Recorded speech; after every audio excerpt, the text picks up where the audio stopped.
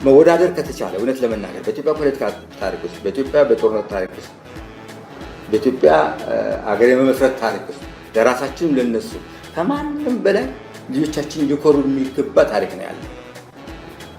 ይሄን ታሪክ ግን የተወሰነ ጊዜ ተሞከረ፣ ተዳፈነ።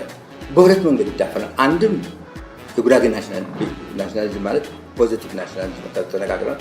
የጉራጌ ናሽናሊዝም ማሳደግ ባለመቻላችን በፍርሃት እንዲህ ሸሽተን የወጣንበት ነገር ነው። ሁለተኛ በጣም ተገፍተናል።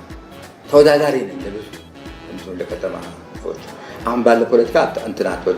አብረን በነበርን የፖለቲካ ሰዎች ለከተማ ቅርብ በነበሩ ሰዎች ተወዳዳሪ ነን። ያ ተወዳዳሪነታችን በብዙ መልኩ እንዳይወጡ ተደረጉ። በወጡ ቁጥር በመስሪያ ቤት በምን ወጡ። ሁለት ሽሽት ተጀመረ። ሽሽት መጀመረ የተወሰነ በጣም ስላላደገና መሸሸት ስለሌለን በሆነ በኢትዮጵያዊነትና በሌላ አካባቢ እየተሳካከሉ ዘመናዊ ኢትዮጵያን ጥሩ ኢትዮጵያን እድገትን ፖለቲካ መጣት ለማምጣት አይመጣም። በዛ አይመጣም። ይሄ ነገር መምጣት አሁን ገብሩ መርሻ አዲስ አበባ ዩኒቨርሲቲ ሲያስተምር ልክ ሲገባ ሁለት ሰው ነኝ፣ ሌፍት ነኝ፣ ጉራጌ ነኝ። ሁለተኛው ተጨማሪ ነው። በአዲስ አበባ ዩኒቨርሲቲ ተማሪዎችና አስተማሪዎች እንደሱ ክሬዲት ያለው እንደሱ የሚወደድ ሰው የለም። አንድ ቀንም ግራ ነኝ፣ የሌፍት እንቅስቃሴ ነኝ፣ ጉራጌ ነኝ። ከዛ በኋላ የሚመጣ ነገር ነው። አሁን እናንተ የምትሉት ነገር ምናምን የምትሉት ነገር እናንተ ነው። እኔ ግን በዚህ ነው የምኖረው። ብዙ ነገር አሻገር ወደ ነበር። ይሄ አንዱ ፖለቲካውም ሊብሬት አድርጎናል። የተወሰነ ነገር አለ። ይሄ ብሽሽቁን አይደለም። ጉራጌ ብለን መሰደቡ ተራ ምናምን ነገር አይደለም።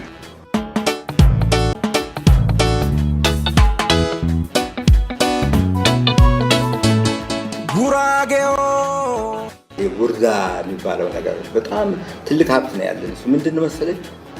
ምርመራ በመቻል ጓደኛን ባለማጋለጥ በኢህአፓ ታሪክ ካየኋቸው ጉራጌዎች ናቸው። ወይ እንግዲህ ሀቅን አታሏቸዋል ወይስ ትክክል ይጠቅማቸዋል፣ ሌላ ጉዳይ ነው። ከጉራጌም ልዩነት ነበር። በተለይ የጉርዛ ካልቸር ያለው ወደዚህ አካባቢ ያለው እንትን ያለው ነገሮቹ በብዛት ያን ነገር ጎድቶታል እና በብዙ ቦታዎች በድፍረት የሞቱት አሁን ለምሳሌ ፍቅሬ ዘርጋው ያልኳችሁ ማዕከላዊ ኮሚቴ ነው፣ ማስተርስ ነው ያለው፣ የቤት ስራ አስኪያጅ ነው፣ ሜዳ የነበረ ነው። መጣ መንግስቱ ኃይለማርያም መጣ። እንዳንተ አይነት ትልቅ ሰው አገሬ ትፈልጋለች ባክ ምናምን ነገር ይላል መንግስቱ። ህፃናት ገለኔ ትመረኛለህ አይደለም። ይልቅስ የኢትዮጵያ ፖለቲካ ተበላሽቷል፣ የሆነ መፍትሄ ተፈልጎ አገር እናድን። እኔ አትገልኛለህ አንተ ሰው በላህ አትመረኝም፣ ግን እንደው የመጨረሻ የኑዛዜ ቃል ልስጥህ። ይቺ ሀገር ለማለት ትንሽ ኮምፕሮማይዝ አድርግና ከሰዎች ጋር ተደርጎ አንዳንድ ውይይት ተደርጎ አሁን ውሰዱና ግደሉኝ ያለ ለምርመራ ክፍል ብርሃነ መስቀል የሰጠውና ፍቅሬ ዘርጋ የሰጠው የምርመራ ክፍል ያለው ብታዩ የሰማይና ምድር ነው። አንዳቸውም በመሪ ደረጃ እንደዚህ በጀግንነት እንትን ብለው የተቻለ ሰው አብሱ እንዳለው የእኛ እንትኖች አይጻፉ አንድ ምን ፈጥረውልን መጥቶ መሰረት ኮንሽስነሱን አምተውልናል ለልጆቹ በሰውም የተላለፈ ብሎና እውነት ለመናገር አንዳንድ ቀን በጣም እንትን የነበረው ነገር ላይ ጉራጌ የጥሩ መገፋቱ አሁን በነበረ ደረጃ መድረሱ በጣም ትልቅ ነገር አድርጎናል። አሁን ግን ይሰማኛል እነሱ አይነት ጄኔሬሽን አለው። በቃ ተስፋ ቆርጬ ነበር በታሪክ ነው የተሳሰ አሁን በጣም ደስተኛ ነኝ በዚህ በንቅናቄ በዚህ የነን ጉራጌ ያደረገው ነገር ላይ እና በጣም የምትኮሩበት የሚጻፍ ተዘጋጅቶ የሚቀመጥ በፖለቲካውም በጦሩ በህግም በደንብም በስርዓትም ትልቅ ታሪኮች አሉ። እውነቴን ነው የምነግራቸው። ግን አንዳንድ ቀን ምን ይቸግረዋል መሰለህ? አልፎ አልፎም የሚሸፍኑብን ነገሮች አሉ። ለምሳሌ አንዳንድ ትልቅ ትግሎች ከሃይማኖት ጋር ይያያዛሉ። ወደፊት ክሊር እየሆኑ ይመጣሉ። ለምሳሌ ምን አይነት ነገር ነበር የነበረው ከዚህ ከሸዋ ከነበረው ጋር ውጊያ ይካሄድ የነበረው ምን አይነት ነገር ነበር ብላችሁ በምታስቡበት ጊዜ ሁለት አይነት ነበር። ጉራጌ ለነፃነቱም ለመብቱም ተዋግቷል፣ መሬቱን ለማስጠበቅ ተዋግቷል፣ ላለበትም ተዋግቷል። ይሄ በተለያየ በታሪክ ጸሐፊዎች በተለየ መጽሐፍ ያለበት ነገር ነው እና የዚህ ትውልዶቹን ስናስብ ከተማ ውስጥ የሞቱት አገር ቤትም የሞቱት ዝም ብሎ ጥራዝ ነጠቅ የሆኑ ወይም ደግሞ የሆኑ ሰዎች አስጨብጧቸው አሁን እንደሚባለው የኤርትራ ሰዎች አስጨብጧቸው ወይም እንደዚህ ነገር ተደርጎ ኢኳሊ 3-4 ሰው አውጥተን በሶስት ደረጃ ኤርትራ እንደውም በዚህ ደረጃ ሰው ማለፈራቸው አሁን ናሬቲቭ ተለውጦ እንዲያደርጉ ቢባል ነገር ነው እንጂ እንኳን እነዚህ ሰዎች ካመኑበት ውጪ ሚስሊድ አድርገው ለማጥናት ቀርቶ በኢትዮጵያ ፖለቲካ ውስጥ ማማ ውስጥ ተቀምጠው የራሳቸውን ድል መወሰን የሚችሉ በራሳቸው የሚተማመኑ ትልልቅ ሰዎች ያፈራል። ሲወዳደር የትኞቹም አሁን በጣም ትልቅ እንበል ሶስቱም አሁን ያው አማራ ያው መከረ መጣበት ነው። አማራ፣ ትግሬ፣ ኦሮሞ ነው። በሶስቱ ነው። ገና ሌላ ሶማሌው፣ አፋሩ፣ ጉራጌው ደቡብ ገና እየመጣ አዲስ ናሽናል እየመጣ ነው።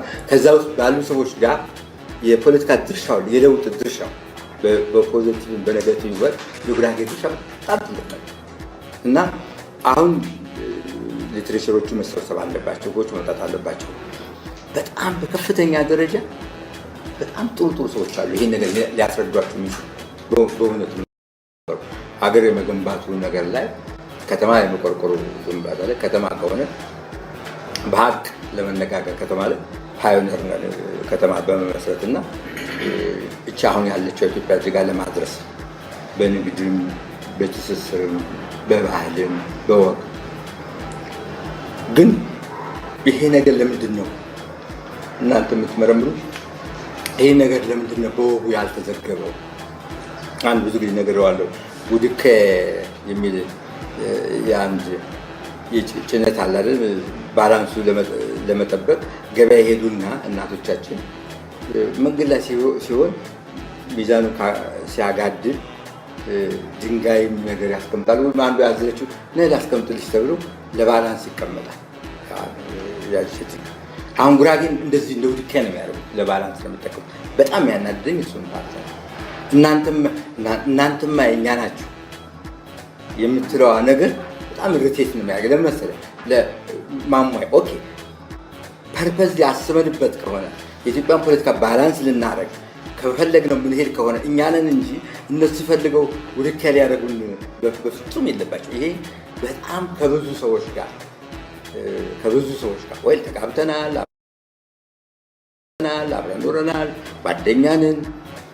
የአማራ ልጆች ቢሆን በአሁኑ አይደለም የአባታቸው መሬት አስወርሰው ለጀስቲስ ብሎ ለመቆም ክሬዲት አላቸው። እውነቴን ነው። የመጀመሪያ በሀብ የነበሩት አሁን ሰርቪስ ቤት የሚኖሩ ሁሉ አሉ። ያኔ የፍትህ ጥያቄ ስለነበረ ይሄ የፍትህ ጥያቄ ከኦሮሞቹን ተሰብስበው አብረን ነበር ያሳለፍነው። አሁን ያሁነው አይደል። ለዛ በጣም ክሬዲት ያስፈልጋቸዋል። በጅምላ ስትወቅስ ይህን ነገር ማድረግ በጣም